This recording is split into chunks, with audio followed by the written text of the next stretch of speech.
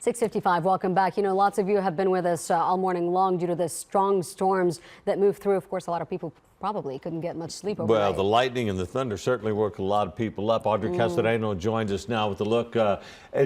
We've been lucky. A lot of people were up, sent a lot of pictures and video to us. Yeah, definitely. We've gotten some amazing photos into the newsroom. Want to go straight to those. You know, viewers have been sending them all morning. Here's what we're seeing. Mary Alvarado sent us this video about 2 hours ago from Potranco and Military. You can see hail flying past her camera.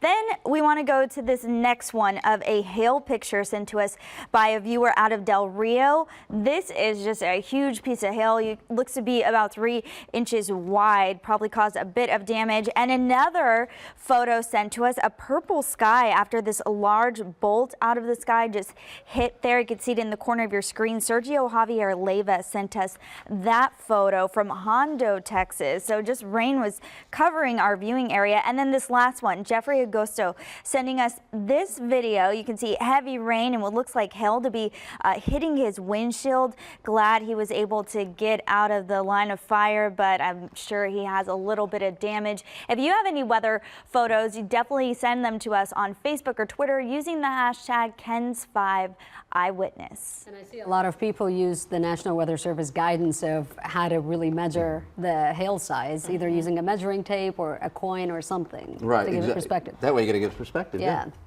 Yep, exactly. I had a friend of mine up in Argyle that sent me that picture of that big softball-sized hail. That was amazing. If you wouldn't have had a hand there, you wouldn't have seen how big it was. Wow. But that was amazing. Amazing pictures up there. Yep.